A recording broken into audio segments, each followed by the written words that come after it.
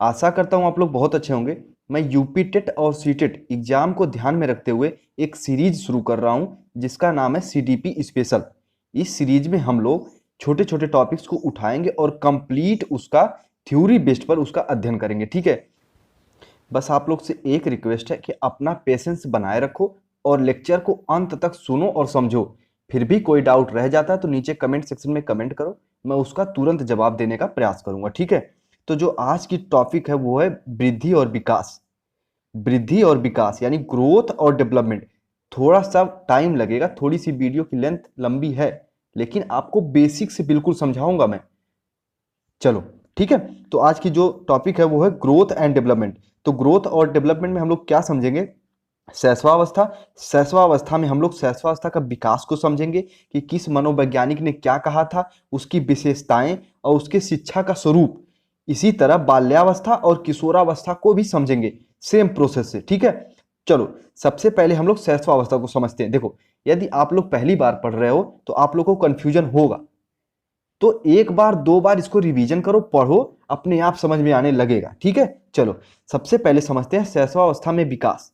तो शैशवावस्था जन्म होने के उपरांत मानव की प्रथम अवस्था है। इंपॉर्टेंट पॉइंट है ये। शैशवावस्था जन्म होने के उपरांत मानव की प्रथम अवस्था है। देखो एक बात सुनो, एग्जाम में क्वेश्चन कैसे आ सकता है, ध्यान से सुनना। यदि यहां ये पूछ रहा है कि जन्म होने के उपरांत मानव की प्रथम अवस्था कौन सी है, तो आप मारोगे शैशवावस्था, टिक मारोगे शैशवावस्था। लेकिन यदि ये पूछ रहा है कि मानव की प्रथम अवस्था कौन सी है, तो आप बोलोगे गर्भावस्था। दोनों में डिफरेंट है, बेसिक डिफरेंट है, इन्हीं को हम लोग समझेंगे। ध्यान से समझो। चलो आगे अगला पॉइंट देखते हैं। तो क्या पता चला हम लोगों को कि मानव की प्रथम अवस्था कौन सी है? तो शैशवावस्था है, जन्म लेने के बाद। ठीक है, अच्छा, साधारणतः शिशु का जो जन्म है, जन्म से 5 वर्ष या 6 वर्ष तक की अवस्था को शैशवावस्था माना जाता है। एग्जाम में कभी कभी पूछ भी लिया जाता है। टू द पॉइंट समझेंगे, बिल्कुल एग्जाम को ध्यान में रखते हुए। ठीक है, चलो, तो 5 से 6 वर्ष जो है शैशवावस्था माना जाता है। ठीक है, लेकिन एक मनोवैज्ञानिक हुए हार्लाक साहब, तो उन्होंने क्या कहा कि जन्म से 2 वर्ष तक की जो अवधि है वो है शैशवावस्था। और इसमें इन्होंने डिवाइड किया कि जन्म से 14 दिन तक जो आपका समय है वो है, उसको बोलते हैं कि पूर्व शैशवावस्था, और उत्तर शैशवावस्था बोलते हैं ये 14 दिन से 2 वर्ष तक। ठीक है बच्चे, थोड़ा बहुत कंफ्यूजन होगा आपको, लेकिन ध्यान से समझो, सब समझ में आएगा। ठीक है, चलो अगला पॉइंट हम लोग देखते हैं। इस अवस्था को विकास की नींव कहा जाता है। देखो, इस अवस्था को विकास की नींव कहा जाता है, लेकिन जब हम बाल्यावस्था में पढ़ेंगे तो उसमें हम निर्माण काल कहेंगे। निर्माण काल और नींव में बेसिक डिफरेंट है, समझ लेते हैं क्या डिफरेंट है। देखो, यदि आप लोग मान लो कोई मकान बना रहे हो तो उसका निर्माण जो दिखता है ना, वो जमीन के ऊपर दिखता है, लेकिन उसकी नींव जो होती है वो जमीन के नीचे होती है। तो इसमें हम लोग अपना बेसिक बेसिक तैयार करते रहते हैं शैशवावस्था में, इसलिए इसको निर्माण नींव बोलते हैं। और जो बाल्यावस्था में हम लोग निर्माण, जो आगे हम लोग डिस्कस करेंगे। ठीक है, देखो शैशवावस्था के बारे में कुछ मनोवैज्ञानिक ने अपना प्रमुख विचार भी दिया, उसको समझ लेते हैं जो इंपॉर्टेंट भी है। ठीक है, तो सबसे पहले मनोवैज्ञानिक आते हैं न्यूमैन साहब। न्यूमैन साहब क्या बोलते हैं? 5 वर्ष तक की अवस्था शरीर तथा मस्तिष्क के लिए बड़ी ग्रहणशील होती है। अच्छा, इसको आसान भाषा में समझते हैं। 5 वर्ष तक की जो अवस्था होती है ना, वो बड़ी ग्रहणशील। कहने का अर्थ क्या है कि हम लोग ज्यादा से ज्यादा सीख सकते हैं, नए विचार को अडॉप्ट कर सकते हैं हम लोग। ये न्यूमैन साहब के कहने का अर्थ है। ठीक है, और दूसरे मनोवैज्ञानिक साहब हुए फ्रायड जी। तो फ्रायड जी ने तो बहुत बड़ी बात बोल दी कि शैशवावस्था को निर्माण काल मानते हैं ये।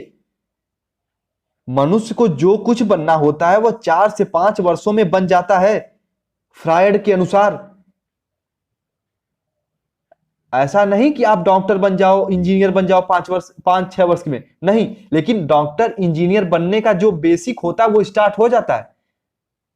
ठीक है, ये हम लोग समझ चुके हैं। ठीक है, फ्रायड जी क्या कहते हैं। इसके बाद एडलर जी क्या कहते हैं?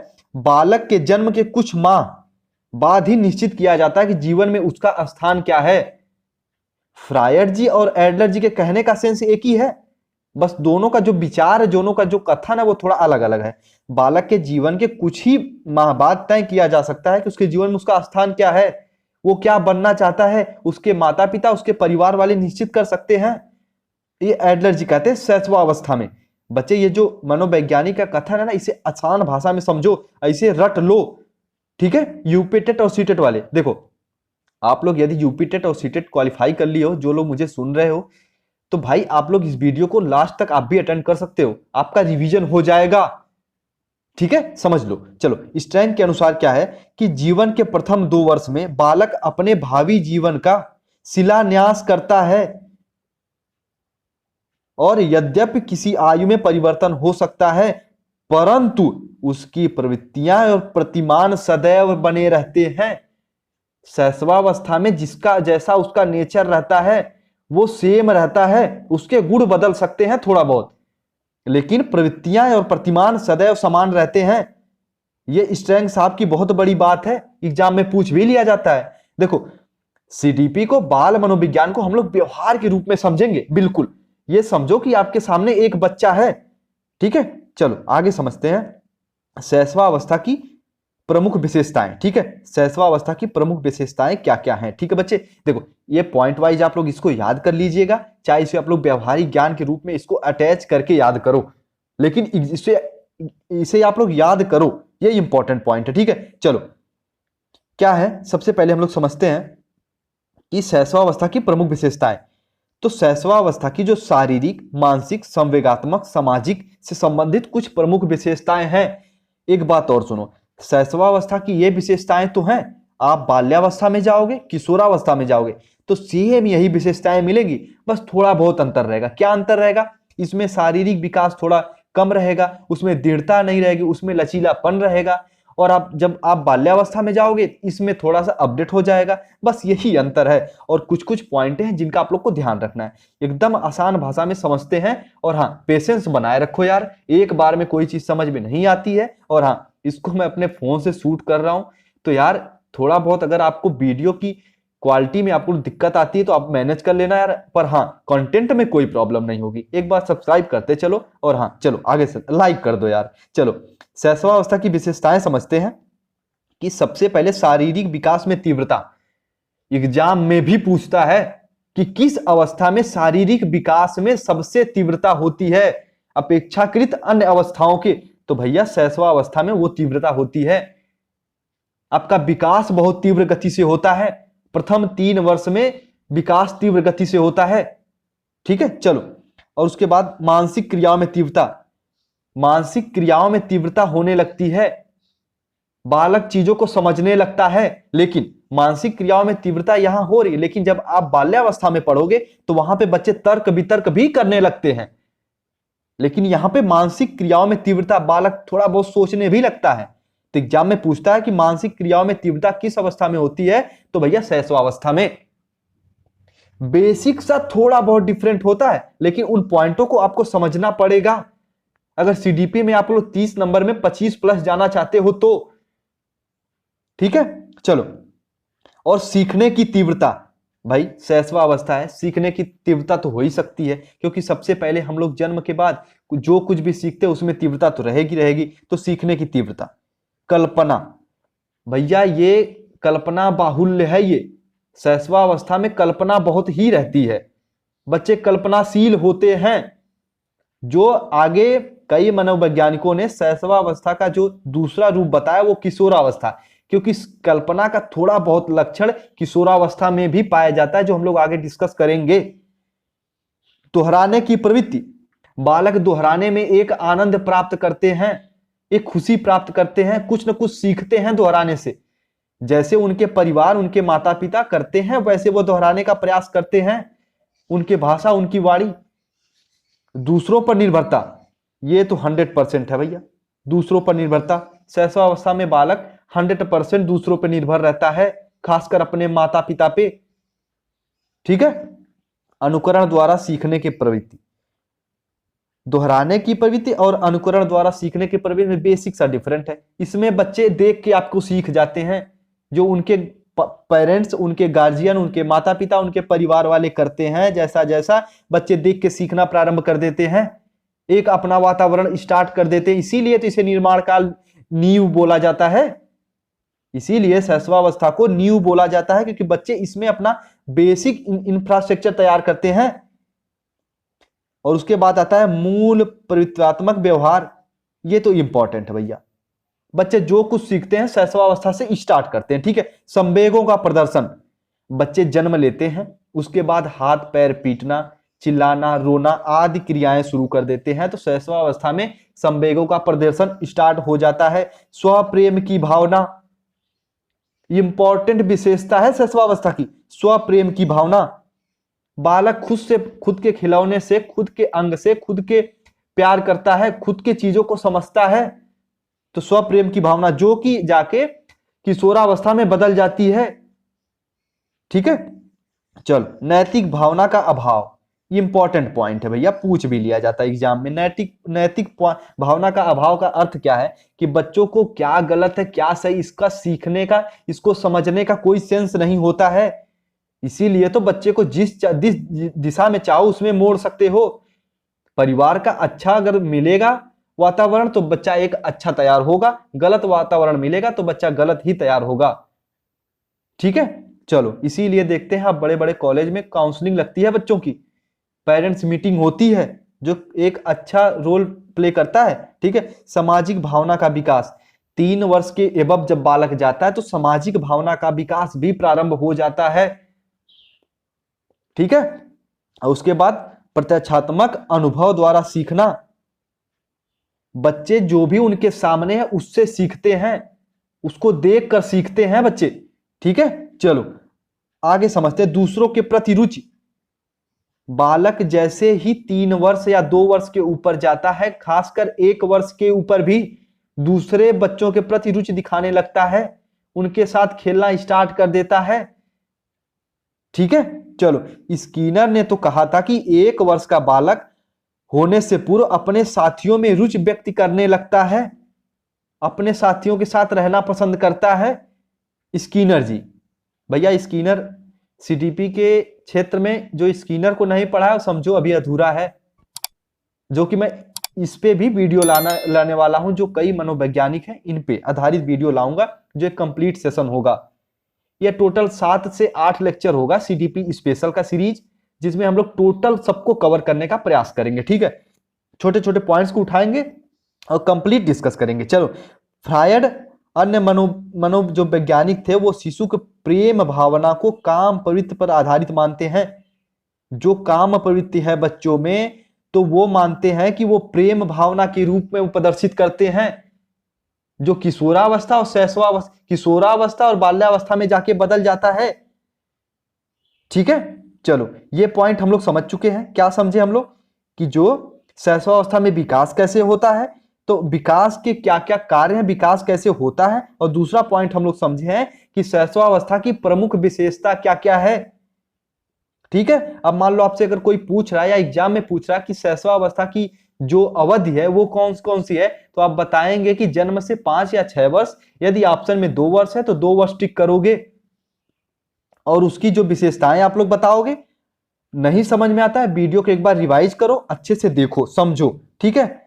उसके बाद शिक्षा का स्वरूप देखते हैं, शैशवावस्था में शिक्षा का स्वरूप। तो देखो, शैशवावस्था में शिक्षा का जो रूप है, तो शिक्षा की दृष्टि से मानव जीवन में शैशव काल बहुत ही महत्व है।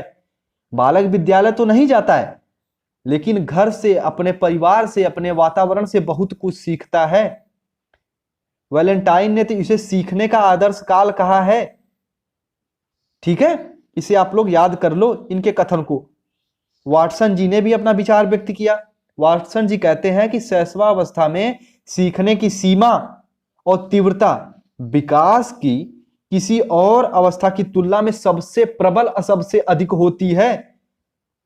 वाटसन जी की यह कथन भैया आप लोग याद कर लीजिएगा, ठीक है। चलो, अब अगला पॉइंट देखते हैं। शैशवावस्था में शिक्षा के परिप्रेक्ष्य से निम्नलिखित पॉइंट को अवश्य अडॉप्ट करना चाहिए। जो शिक्षक हैं, जो पेरेंट्स हैं, जो माता पिता हैं, वो बालक में इनका प्रोत्साहन देना चाहिए, इन गुणों का। उनका आगे चलो डिस्कस करते हैं।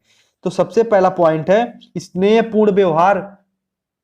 बच्चे इसको ज्यादा समझाने की आवश्यकता नहीं है, इसको बस पॉइंट वाइज मैं टिक करता हूं, ठीक है, फिर अगले पॉइंट पे चलते हैं, वरना वीडियो काफी लंबी हो जाएगी यार। और इतना तो मुझे पता है कि इसमें से कुछ स्टूडेंट हैं जो अच्छे से समझेंगे, पर कुछ स्टूडेंट जो हैं वो अपना पेशेंस खो के वीडियो को छोड़ के चले जाएंगे। भैया वो भटकते ही रहोगे आप लोग, वरना वीडियो को लास्ट तक देखो। चलो, जिज्ञासा की संतुष्टि। बच्चे इसमें से प्रश्न पूछते हैं, क्या जैसे प्रश्न, जैसे मान लो आपके घर में कोई पंखा है, तो बच्चे ये नहीं पूछेंगे कि पंखा चल कैसे रहा है, बच्चे ये पूछेंगे ये है क्या। लेकिन जैसे ही आप बाल्यावस्था में जाओगे, ये क्या से बदल जाएगा क्यों में। ठीक है, आगे डिस्कस करेंगे। वास्तविकता का ज्ञान, बच्चों को वास्तविकता का ज्ञान देना चाहिए, यह इसकी विशेषता नहीं है, यह शिक्षा का स्वरूप है। शिक्षा में इसको अडॉप्ट करना चाहिए, बालक को ऐसे सिखाना चाहिए। ठीक है, व्यक्तिगत स्वच्छता का शिक्षा, ये तो सभी जानते हैं। मूल प्रवृत्तियों को प्रोत्साहन, बच्चे की अगर मूल प्रवृत्तियों को आप दबाएंगे तो गलत प्रभाव पड़ेगा, ये आप लोग समझ जाइए। एग्जाम में पूछता भी है कि क्या बच्चों की मूल प्रवृत्तियों को शैशवावस्था में दबाना चाहिए, तो भैया नहीं। पालन पोषण, ये सबसे इंपॉर्टेंट है, पालन पोषण, ठीक है, इसका ध्यान रखो शैशवावस्था में, ये एग्जाम में भी पूछता है। आत्मनिर्भरता का विकास, बच्चों को 3 वर्ष के ऊपर जाने पर सिखाना चाहिए कि वो आत्मनिर्भर कैसे बने। सामाजिक भावना का विकास, इसे भी शिक्षा में अडॉप्ट करना चाहिए शैशवावस्था में। देखो, इसे मैं व्यवहारिक रूप में बता रहा हूं, लेकिन आप एग्जाम पॉइंट ऑफ व्यू से समझो इसे। एग्जाम में क्वेश्चन आते भी हैं। क्रिया तथा खेल द्वारा शिक्षा, बालक को तरह तरह की क्रियाओं और खेलों का आयोजन कराना चाहिए विद्यालय में शिक्षकों को, ताकि बालक अच्छे से सीखें, एक रुचि उत्पन्न हो। मानसिक क्रियाओं के अवसर, बच्चों को थोड़ा बहुत तर्क से संबंधित ज्ञान देना चाहिए। व्यक्तिगत भिन्नता पर ध्यान, देखो भाई, सभी बालक एक जैसे है नहीं, तो बालक की व्यक्तिगत जो भिन्नता है, उसकी क्या कमजोरी, उसको ध्यान में रखते हुए शिक्षा देना चाहिए। एग्जाम में यह क्वेश्चन भी आता है इससे रिलेटेड। संवेगात्मक सुरक्षा, बालक को आप जैसा व्यवहार करोगे, बालक आपको वैसा व्यवहार देगा। इमोशनल सिक्योरिटी सबसे इंपॉर्टेंट रोल प्ले करता है। ठीक है, तो कंप्लीट शैशवावस्था को डिस्कस किए हैं, कुछ भी छूटा नहीं है। अगर आप लोग एक बार और वीडियो को रिवाइज करिएगा, समझिएगा, फिर भी कोई डाउट रहता है शैशवावस्था में, तो नीचे कमेंट सेक्शन में कमेंट करिए। मैं और मेरी टीम, जो कि मेरा एक मित्र है, वो चैनल को हैंडल करता है, वो तुरंत आपको रिप्लाई देगा। हो सकता है कि मैं ही इसको रिप्लाई दूं। ठीक है, चलो समझते हैं बाल्यावस्था को। शैशवावस्था कंप्लीट हुआ कि विकास और वृद्धि में शैशवावस्था कंप्लीट हुआ। भैया इससे 5 या 6 क्वेश्चन आते ही आते हैं वृद्धि और विकास से, तो ये लेक्चर काफी इंपॉर्टेंट है। चलो बाल्यावस्था को समझते हैं। बाल्यावस्था शैशवावस्था के तुरंत बाद की आरंभ हो जाती है अवस्था।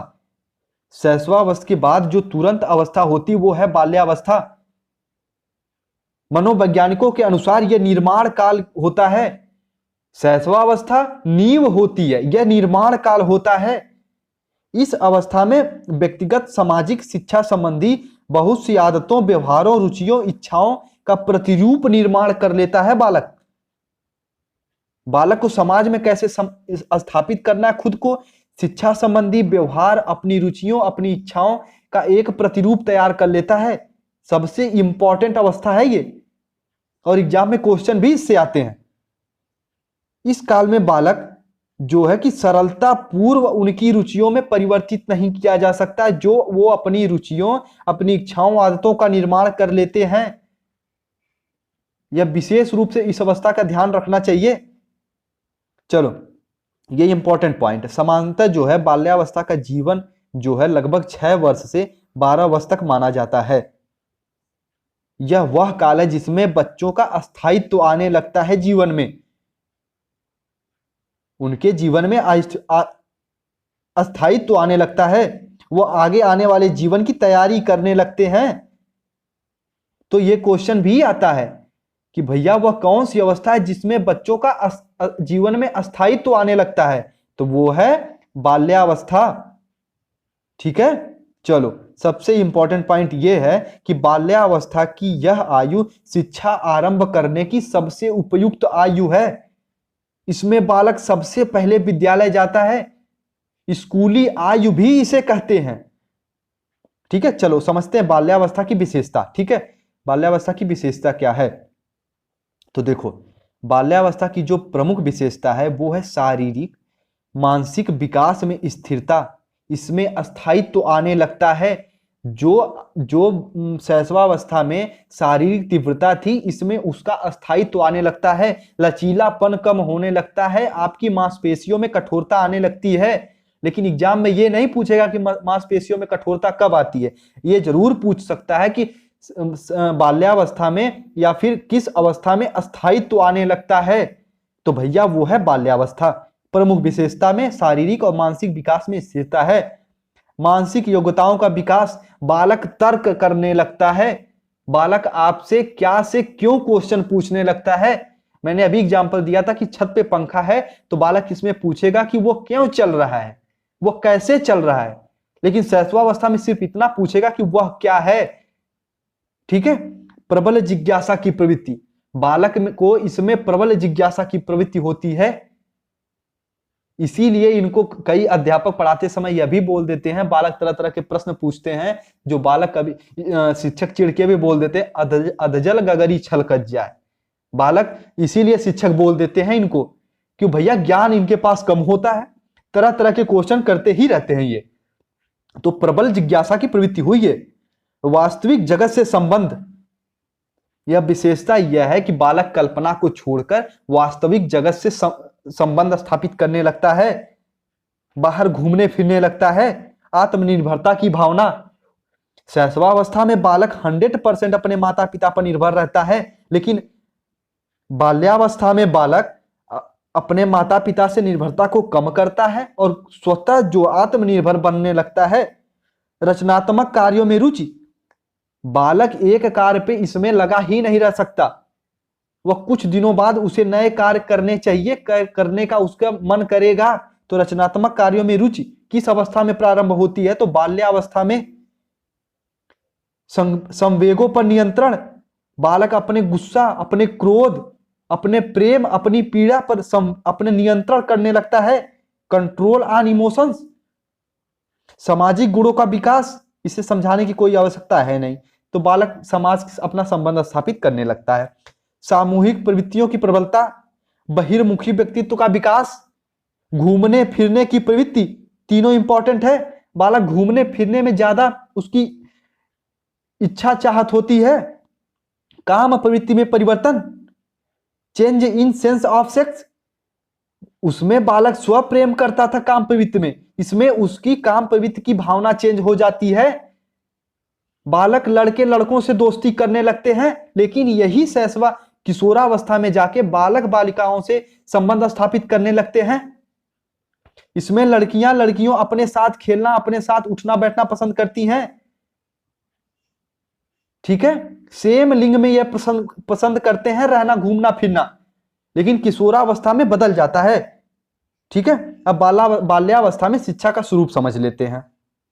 तो देखो भाई, बाल्यावस्था में बालक के शिक्षा का स्वरूप निर्धारित करते समय निम्न बातों का ध्यान रखना चाहिए। ठीक है, जो इंपॉर्टेंट है, बस पॉइंट आज आप समझो। शारीरिक विकास का ध्यान, बालक क्या है कि बाल्यावस्था में अगर इसके शारीरिक विकास का आप लोग ध्यान नहीं रखोगे तो क्या है कि बालक को उसका शारीरिक विकास इसलिए भी रुक जाता है कि कई बालक ऐसे चोट, ऐसी दुर्घटनाओं से प्रेरित या उससे प्रभावित हो जाते हैं कि उनका विकास रुक जाता है। इसलिए इनका शारीरिक विकास पर ध्यान रखना चाहिए। ये शिक्षा का स्वरूप है, इसकी विशेषता नहीं है। ठीक है। और चलो अगला पॉइंट है भाषा विकास पर ध्यान। भैया भाषा विकास पर ध्यान रखो बाल्यावस्था में। एग्जाम में भी क्वेश्चन पूछता है कि किस अवस्था में बालक के भाषा विकास पर ध्यान देना चाहिए। तो बाल्यावस्था में। उपयुक्त विषयों का चुनाव, बालक किस विषय में जाना चाहता है आप उसका मूल्यांकन करो, उसको समझो और उसे ऐसी विषय का चुनाव करने में उसका सहायता करो। रोमांचक विषय सामग्री, बालक उपयुक्त विषयों का चुनाव हो गया, फिर बालक को वैसी सामग्री प्रदान करो, वैसे मैटर प्रदान करो कि बालक उसमें अपनी रुचि उत्पन्न कर सके। ठीक है। और सीखने में अपना रुचि लगातार बनाए रखे। बाल मनोविज्ञान पर आधारित शिक्षा, ये वही शिक्षा दे सकते हैं जो सर्वगुण संपन्न शिक्षक हैं, बीएड या बीटीसी में अच्छे से पढ़ाए हैं भैया। ऐसा नहीं कि आप एडमिशन करके घर बैठे और डिग्री ले लिए हो, फिर भी टेट सुपर टेट निकाल के तो आप नौकरी पा ही जाओगे, पर शिक्षा नहीं दे पाओगे। तो एग्जाम में भी क्वेश्चन पूछता है कि बाल मनो आधारित शिक्षा किस वर्ष देनी चाहिए, किस आयु में? तो भैया ये देनी चाहिए बाल्यावस्था में। खेल एवं क्रिया द्वारा शिक्षा, बालकों को तरह तरह के खेल, तरह तरह की शिक्षा का आयोजन कराना चाहिए, जिससे बालक का एक मनोरंजन, एक रुचि उत्पन्न हो। जिज्ञासा की संतुष्टि, बालक की जिज्ञासा की संतुष्टि करना चाहिए, उनके जिज्ञासा को दबाना नहीं चाहिए। सामूहिक प्रवृत्तियों की तुष्टि, देखो भाई कुछ पॉइंट हैं जो शैशवावस्था और इसमें बिल्कुल सिमिलर हैं, ठीक है। और उसके बाद सामाजिक गुणों का विकास, बालक के सामाजिक गुणों का विकास में आपको सहायता करनी चाहिए। यदि आप एक शिक्षक हैं, देखो यदि आप केवीएस के इंटरव्यू में भी जाते हैं तो इस तरह के प्रश्न आपके सामने आएंगे। पर्यटन स्काउटिंग की व्यवस्था, देखो बालक इसमें घूमने की उसकी प्रवृत्ति बहुत रहती है, तो उसे ऐसे घूमने का वातावरण तैयार करो जिसमें कुछ सीखे। बिना उद्देश्य के घूमने से अच्छा है कि वो उद्देश्य के साथ घूमे, कुछ चीजों को सीखे।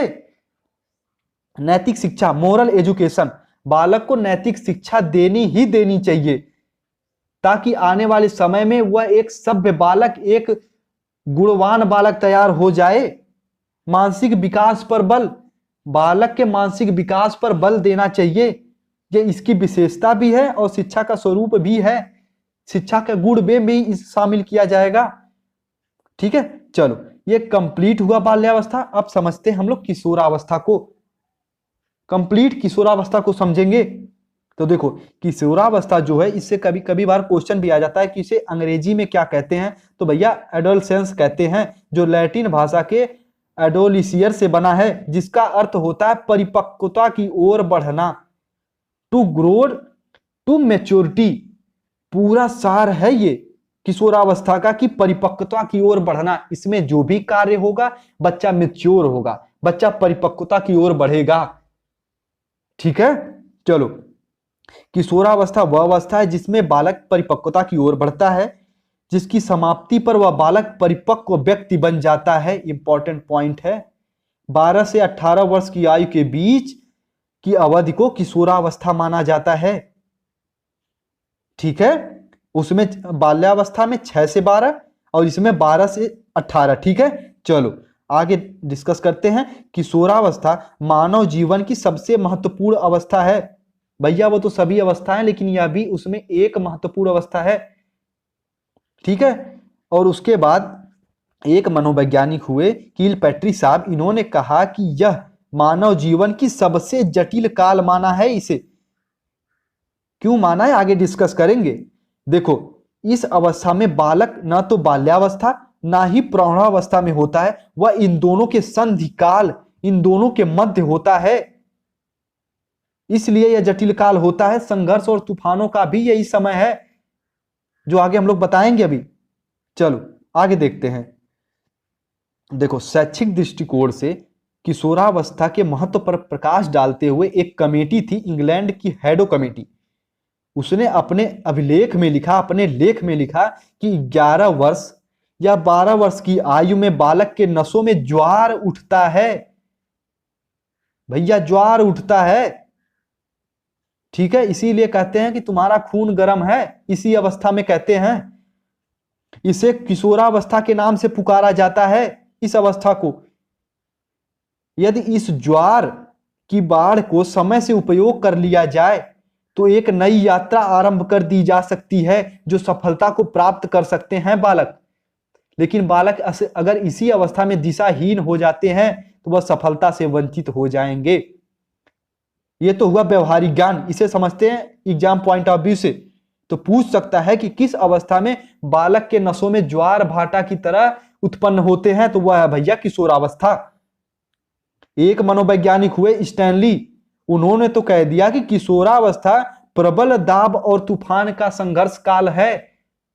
एग्जाम में यह क्वेश्चन आता है, जो लोग टेट और सीटेट क्वालिफाई कर लिए हैं उनके जबान पे यह क्वेश्चन रटा हुआ होगा, फिर भी आप लोग रिवीजन कर लो, ठीक है। चलो किशोरावस्था की विशेषता को समझते हैं।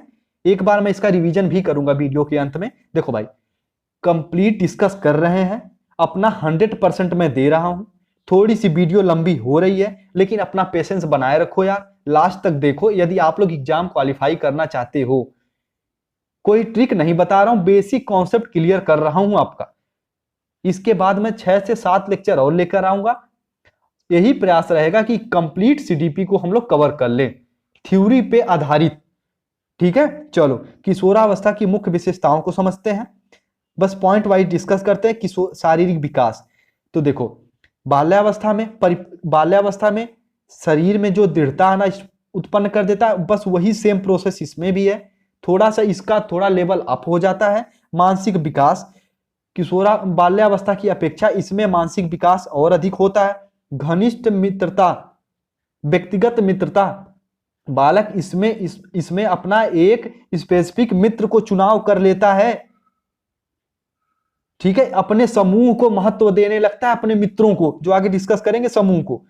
अस्थायित्व और समायोजन का अभाव, देखो बाल्यावस्था में क्या था कि अस्थायित्व आने लगता है, लेकिन इसमें अस्थायित्व का अभाव हो जाता है। बालक एक कार्य को लगातार कर ही नहीं सकता, उसे नए नए कार्यों में रुचि आने लगती है। जो प्रौढ़ावस्था में जाते ये समाप्त हो जाता है। ठीक है, व्यक्तिगत जो व्यवहार में भिन्नता, उसके व्यवहार में भिन्नता, कभी बालक प्रसन्न होगा, कभी बालक आलसी होगा, तरह तरह के भैया इसमें जो है भिन्नता आपको देखने को मिलेंगी।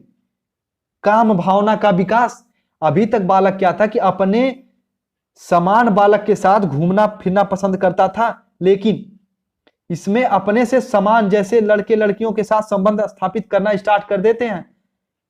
ठीक है, और इसी एज में आपको सेक्स एजुकेशन भी बताना जरूरी है, जो मैं आगे बताऊंगा भी। मानसिक स्वतंत्रता व विद्रोह की भावना, बालक अपने से बड़ों को, अपने खासकर अपने गार्जियन को एक तरह से वह समझते हैं अपना दुश्मन, उनको अपना प्रतिबाधक समझते हैं, अपना बाधक समझते हैं वो। तो इसमें मानसिक स्वतंत्रता प्राप्त करना चाहते हैं, यह इसकी एक प्रमुख विशेषता है। विद्रोह की भावना, ठीक है। कल्पना का बाहुल्य, देखो भाई बाल्यावस्था में कल्पना का बाहुल्य नाम मात्र था, लेकिन शैशवावस्था और किशोरावस्था में 100% रहता है। बालक कल्पनाओं में ही रहता है, इसमें कल्पना का आधार चेंज हो जाता है शैशवावस्था के अपेक्षाकृत।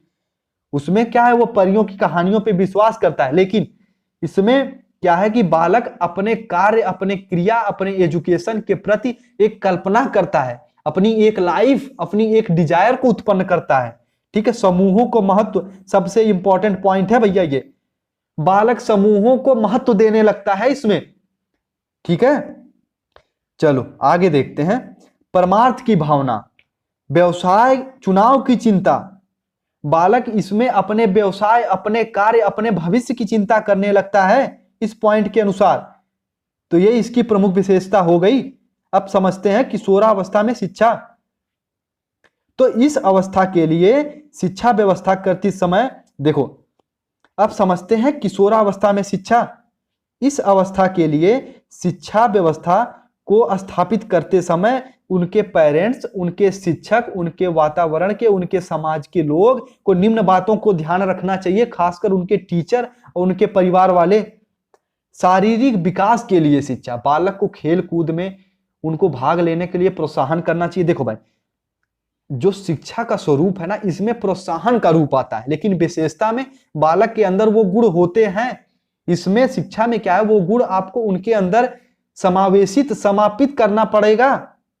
मानसिक विकास के लिए शिक्षा, संवेगात्मक विकास के लिए शिक्षा, उनके इमोशन को कंट्रोल, उनको किसके सामने कैसा इमोशंस प्रदर्शित करना है, इसके लिए शिक्षा दी जानी चाहिए।